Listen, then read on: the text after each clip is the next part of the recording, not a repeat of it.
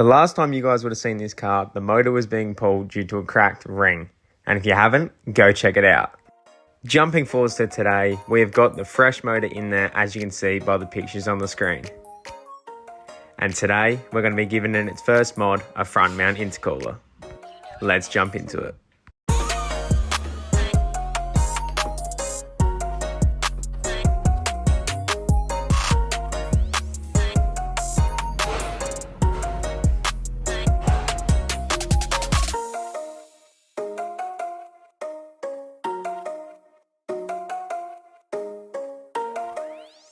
I first got it up on the hoist to remove all the plastic bits that connect the bumper. Once in the air, I began to remove everything.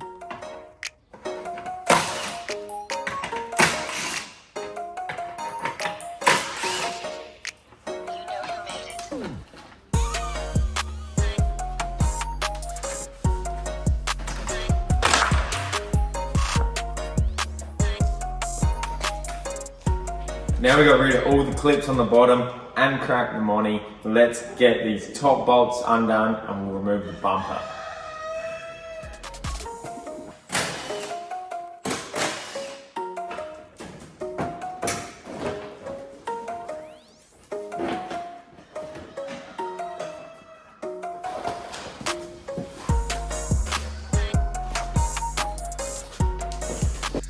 Okay, so the bumper is off now, and as you can see, that's the factory intercooler that we're removing, and the front mount, it's obviously had one.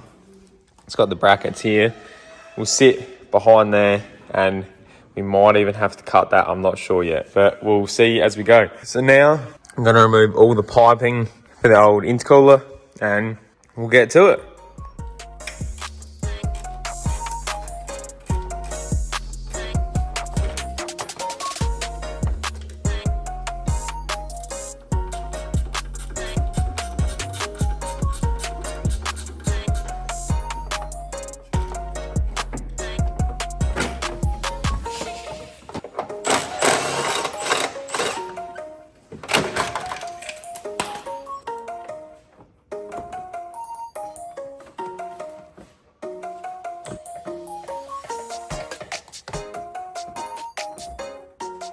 As you can see guys, the intercooler is now out, all the hoses are off, the intercooler is over there. So what we're gonna do now is pick up the new one, and we'll put it in place and see how it'll sit.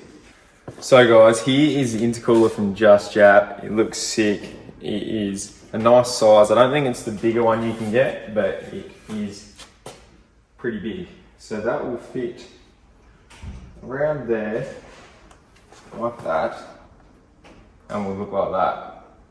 Okay guys, so we've just been mucking up where these hoses are gonna go. So I've got to take the air box out so we can get that one in, and then it's gonna have to get a pod filter here. So I'm gonna remove this air box now.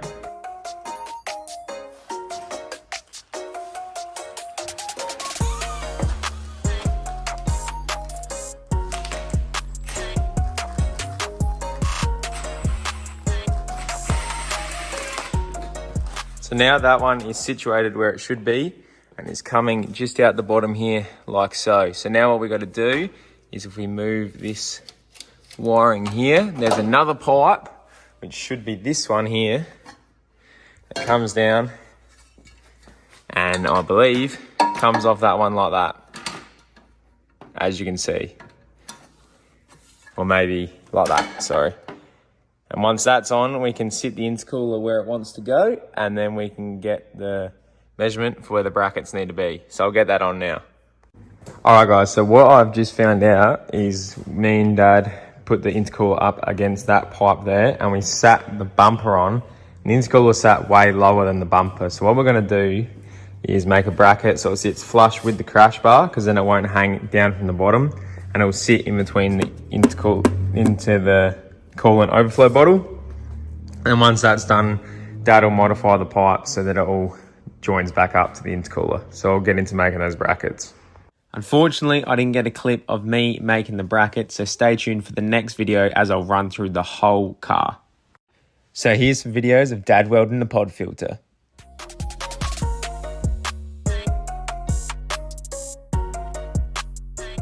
Okay guys, we've got this all done now. As you can see, pipes in there, goes down under there. We got the pod filter in with the brace and the intercooler pipe going across there. So you can see it's just in there. It's pretty hidden, which is good, but the car has now got the bumper basically back on. Just got to put the bash plates on, then we'll take it for a spin.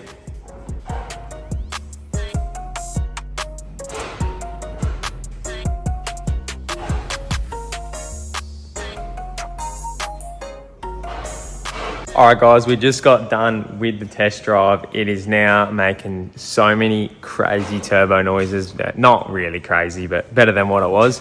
Be better when we get the exhaust on there next. But yeah, that's it for the intercooler. It's all on there, you can see it.